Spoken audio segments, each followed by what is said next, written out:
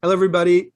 Welcome to Canadian Regulatory Fireside Chats. Now, before the pandemic, GR folks used to get together, especially on Fridays and at lunchtime, and they used to network and they would learn from their peers and troubleshoot different issues, brush up on tips.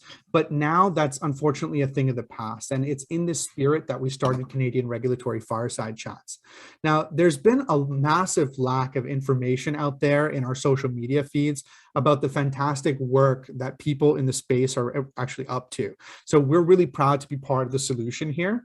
And really, the series is meant to be a platform for champions of industry from government relations, policy, regulatory affairs teams to be able to share their take on best practices, overcoming challenges, and educating others.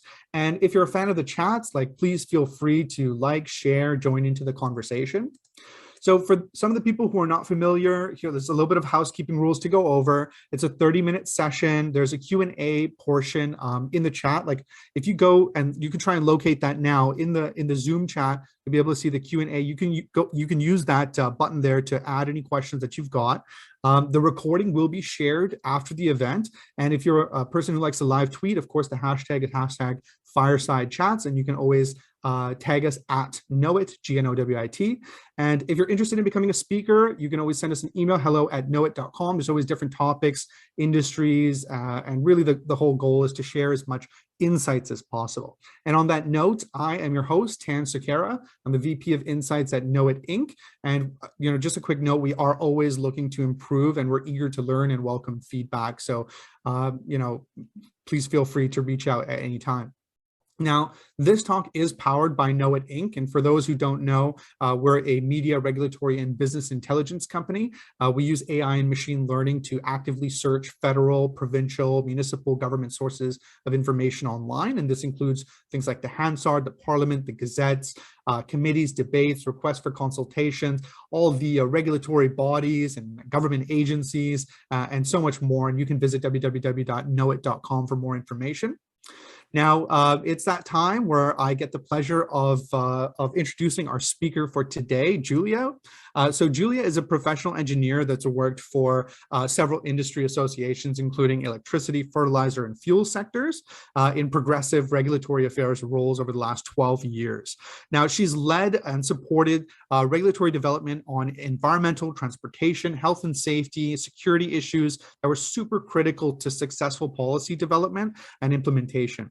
Starting off her career as environmental engineering supervisor at a local steel mill, Julia actually has experienced many facets of regulatory compliance and really what it means when the regulatory rubber hits the road. So without any further ado, take it away, Julia. Oh, wonderful, Tan. That was a wonderful introduction. Thank you so much, for inviting me to speak at your Knowit Fireside Chat series. This is such a great initiative to bring together different perspectives and such a common discussion in Ottawa. There are just so many different angles to explore when we talk about government relations and regulatory development. So I find that, my perspective on GR and regulatory development tends to be a little bit different from most folks I've worked with. So this might be way off base. However, I have absolutely seen many successes in achieving changes at all stages of the regulatory development. So pre-consultation, CG1, post-CG2. So I thought it might be insightful to talk about some of these strategies. So I'm just going to take a moment here and share my screen. I do have a few slides to offer just to help guide the conversation. But certainly I do hope this is helpful, and always happy to have a conversation about strategy and gaining new perspective. So really looking forward to the Q&A session at the end of this. So brief, just brief of what I'm going to talk about today. Just a brief intro. I think Tan, you've hit my bio perfectly there. So I'll be able to kind of flip through that really quickly in my presentation. But I just want to touch on a few key subjects. So government relations, how we define that, regulatory affairs, what does that mean? Diving a little bit more into the constructive relationships and, building that out at all levels of government. And then also, I want to also share a bit of, excuse me, some of the delay tactics that actually end up delaying the progress of the regulatory development. and then recapping with a few key takeaways, at least of what I've seen, certainly. So I am, as Tan mentioned, I am a professional engineer. I studied environmental engineering. So many of the files that I've worked on were very environmentally focused, dabbled into some of those other areas as well. The files that I've managed and led have been very technically heavy in content and complex in nature. But much of my career has been to translate these issues into simplified explanations and solution proposals. Having worked with a steel mill, I've understood and have gained a really strong perspective for the compliance component of regulations, of what it means to the industry. And then switching gears to more of the policy development and advocacy and what it means to develop regulations that are effective, are intended to meet the policy goals, but are also, written in a way that offers that feasibility and that innovation that we're looking for. So I'm presenting today, again, some of my experiences and how different approaches involving different levels of government can yield very specific results, particularly the conversations and work done at the bureaucratic level, so director-ish level and below. So the few things I just kind of want to touch on today is, building those relationships with all levels and the importance of that, looking for solutions and not just identifying problems when we're developing these regulations, but also viewing meetings with more senior government levels a way of untying hands as opposed to overpowering lower level file leads. And to be clear, my perspective comes from an industry association lens and very focused on the federal government regulations. So when we refer to government relations, it's so often that we are talking about meetings with the higher level discussions. So senior officials, minister offices, so chief of staffs, policy advisors, MPs, opposition representatives in some cases, etc. These discussions tend to focus more on policy goals and overall direction, and there's little discussion as to how. So how are these goals going to be met? It all sounds great, but if there's no way of actually achieving it, what's the point? Don't get me wrong. So, we do need to know what we're trying to achieve. So those clear goals are very important, and they definitely need to be realistic, as much as possible. I've always found it very hard to have meaningful discussions at this level without really understanding the plan of how government expects to achieve these goals. In representing specific industry, how do we represent the needs of our members if we don't really know how they fit into the big picture? So what portion of this goal is going to fall on a particular industry or particular area? So the goals are very broad, idealistic, and it's sometimes hard to imagine how they connect to the way things currently operate. The other challenge is that once a policy is set, or a target is set, it's very difficult to change. So the details of how you get there become increasingly more important. So government has done an excellent job of promoting the guiding principle of science-based and data-supported policy. While I have seen some questionable science and data, at the end of the day, it will always support policy goals. And I think Gabrielle Gallant mentioned this in her talk and said it best, that regulations really do offer the government an opportunity to be nimble. They're very specific to an issue or an industry. And this is where, of course, the rubber hits the road in terms of the actions that intend to achieve those policy goals. So legislation is enabling and tends to reflect higher level principles, which are very open to interpretation depending on the industry, which makes that, the changes at this level, while the changes at this level are certainly a very lengthy process, it doesn't necessarily provide that clarity on those specific actions either. So the success of everything, at least in my view, is on how the regulation's written. Done right, well-designed regulations can drive innovation and economic opportunities. Poorly designed regulations have the potential to go as far as damage the economy. So who are we talking to? So to ensure regulations are written in the most strategic way, Building strong relationships with issue leads is extremely important. So these are the folks that are designing and drafting regulatory principles and determining those specific actions. Getting this right, absolutely crucial, and ensuring that they have the right information to design these principles is a primary goal of developing these relationships. But Julia, you ask, if we talk to senior officials, can't they make changes in the process? Well, I suppose that depends. If the policy goals are negotiable, then absolutely, absolutely. But if they aren't, these conversations won't be very fruitful. How will they be able to guide the nuances of the regulatory development when they are not the experts in the field in which they're regulating? So I want to offer a few examples, starting with one, the clean fuel regulation. So this was a regulation that was published earlier this year. And the purpose of this regulation was to help Canada meet its 2030 GHG reduction targets under Canada's climate plan. The targets and timing were frighteningly ambitious and were set in stone. And multiple meetings with the minister's office made that very, very clear. So left to interpretation, the way the sort of the policy goals were laid out, industry did not see a way of complying. It was terrifying, in all honesty. But it's the details of the CFR that would describe the expectations on industry's specific contribution to those reductions. So with that in mind, it became critical to work with the department and find those practical solutions that industry could achieve while still maintaining the targets and the timelines set out by the greater policy goals. It is in these details that would make or break the success of the policy. So, in my experience in the pre-consultation phase, we actually had that opportunity to learn about what the key regulatory principles were, and there were signs of risk of early failure of the policy. Timelines to make changes to the CG1 or the proposed publication were very, very tight, as the publication date was coming at lightning speed.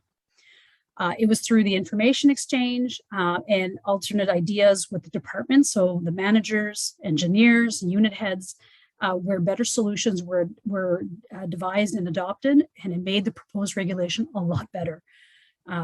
Providing more opportunities for innovation within those compliance boundaries is what we experienced.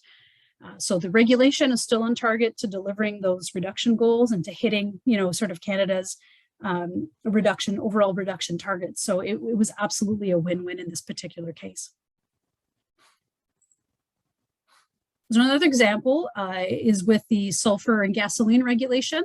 So this regulation needed to be updated due to an expiry date of the credit trading system that was within the regulation, and that was happening by the end of last year, so by 2020. So the credits that were held within this industry, for example, were a result of early and ongoing investments. So there was a keen desire to maintain that value and ensure that those investment dollars weren't just didn't disappear. However, without a published amendment, those credits would disappear. And we were working closely with the department, and the amendments were prepared, and they just needed to be pushed over the finish line before the end of the year. So, we had discussions with Treasury, for example, to press for a quick approval once they saw the amendment come across their desk, as the urgency, of course, for industry was very high. I recall never leaving those meetings with a feeling that they really understood they really understood the urgency.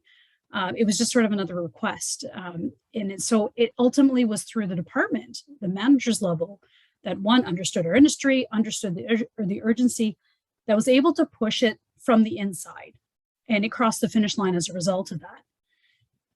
So it was that the successful conclusion of this amendment becoming published and put into place so that industry could continue to operate as it was, really came from that construction relationship that was built within this level of government.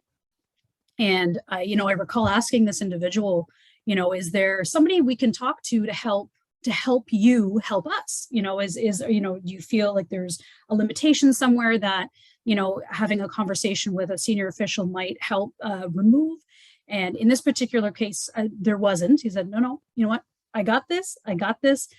And he did, and he made it happen for us. So, an excellent example of how the constructive relationship really did work in our favor. So, so there are a couple of examples of some huge successes. However, it's not all rainbows and butterflies. There are certainly some challenges in working with the department level sometimes. Another example was with the multi-sector air pollutant regulation. So this is a huge regulation that implicates many different industries. Its focus is primarily on air emissions, regardless of its source. So the regulation had to be broad enough to capture the activities, number of different activities, and specific enough to account for the individual opportunities and challenges for each of the industries. So the technical lead on this file was extremely knowledgeable and had, and really had to understand a lot of different things. There were a number of nuances that were addressed through the dialogue with the relationship that we had with the technical lead. However, there was one major concern that we had. It involved, employee safety. And for whatever reason, it just was not getting through. We just couldn't get through to this individual. And so there was an attempt to go higher, talking to, his superiors. And we were consistently turned back to the technical lead for resolution. So, even though it seemed to make sense, well, let's go higher. Let's see if we can, untie these hands or remove some of these barriers. The level of detail that this individual was working in was just too much for everyone above, and ultimately we were turned back. So feeling stuck, it was concerning. It was finally a director in a parallel division, so a division of government that actually regulated our specific sector, that was actually able to influence the change that we need. So again, the push came from the inside, in a sense. So having those relationships again really does help in making sure that we do have a development process that makes sense. So where's it doesn't help to go over, or if we haven't really established that solid relationship with the department level. I just wanted to sort of share an example where it's actually made it worse to go above.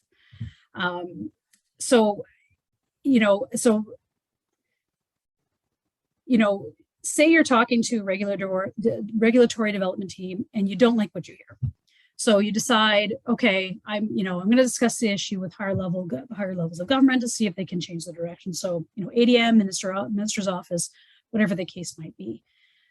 So when this happens, there's usually an internal briefing request, which goes right back to that file lead that, you felt you were getting nowhere with. So now they drop everything and prepare the brief. And now they have the opportunity to describe the issue from their perspective and explain why industry is wrong. So your perspective is no longer there. So great. now you're no further ahead and have potentially annoyed the file lead and have potentially reinforced their position. So because now they may have the support of the higher ups, whereas the higher ups before wasn't aware or didn't care. Now they're aware and now they care, and now they're backing their staff. So how does this affect the collaboration that needs to happen in order to have a successful policy? I have an example for that. Under the International Maritime Solid Bulk Cargoes Code, or IMSBC code, it's still hard to say. Some of the changes that were being proposed in this code were going to make marine transportation of this product exceedingly more difficult and costly, and it actually would have been also associated with a negative public perception issue, which industry was very concerned about.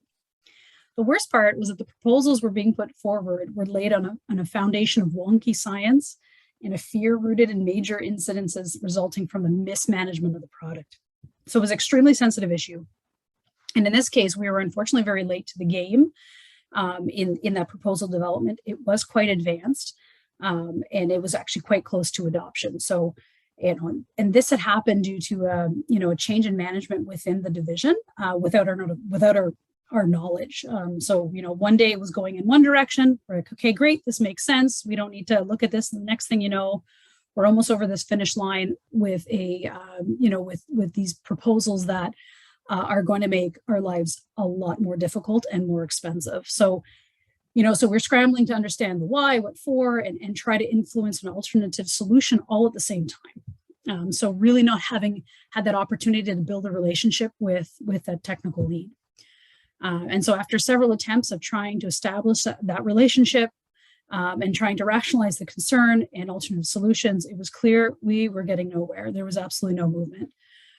So I attempted to reach out to more senior levels, such as the ADM and DG, to see if there were any sort of leverage, if there was any sort of leverage, or at least open the ear of the division to hear industry out. And unfortunately, in this case, the industry was the issue was so sensitive that nobody would touch it. So again, it was referred back to the technical lead. The lead now had the total support of the division. So we were not any further ahead, and now have the potentially strengthened the technical lead support system further, leaving us on the outside. And I think the worst part was to add salt to the wound. I had a colleague from another association that had a clear path of communication with this particular individual. And it was clear that, that relationship had been established over a much longer period of time. Again, another reason why building these relationships is so important. In this scenario, our hill just became steeper to climb.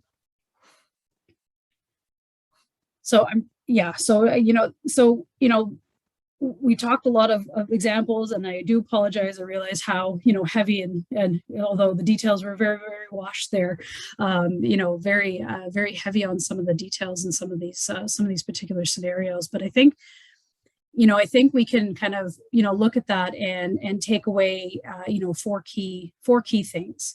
And one, I want to reiterate, and again, based on the successes, my successes and certainly my challenges in my career, is building the relationship with the department, understand what they're working on, and what the limitations that they have, what they've been given, is critically important. They understand the industry's challenges best and are in the best position to determine the solutions with you that meet the policy goals, but also are feasible from a compliance standpoint. And they're the ones that provide the briefs to the more senior players. So it's advantageous to have these briefs consider industry's perspective. The push from the inside is more influential in many cases than a push from the outside.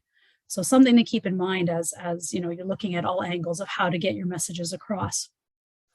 And of course, providing solutions, not just identifying problems. Even providing regulatory text in a CG1 consultation makes their lives a lot easier and facilitates the adoption of those needed changes. And looking at sort of reaching above and having conversations with more senior officials, we can see this as an opportunity to untie hands, to remove limitations, to mobilize the team. I truly believe that those meetings will be more successful in terms of your regulatory development efforts, and always communicate that strategy that to the individual, to the file lead. Tell them that you're going to do it, because nobody likes to get caught on their heels, and certainly having that open dialogue just further enhances that relationship.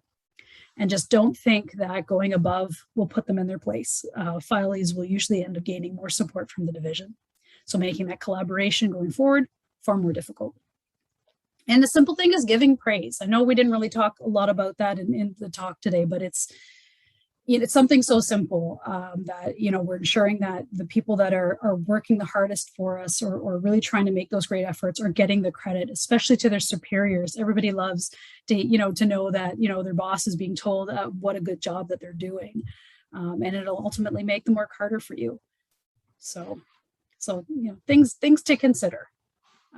So many more examples that I had drafted and had to take out due to time restrictions. And of course, I was worried that I wasn't going to have enough to talk about, which I'm sure many of the speakers have also experienced. But I am absolutely grateful to have had the opportunity to share these with you today. Tan, thank you so much again for reaching out and inviting me to speak on this. I feel like this kind of GR is not always talked about. I understand it's very detail heavy, and I do apologize for that. These are important components to successful regulatory development. Looking forward to the Q&A, and certainly would love the opportunity to connect with folks and learn about their experiences, successes, and challenges. And the best way to connect with me would be through LinkedIn here. Well, there you have it, folks, a practical approach to regulatory development. Thank you so much, Julia. That was really insightful and really thought-provoking. Let's take a look at some of the questions that are coming in here.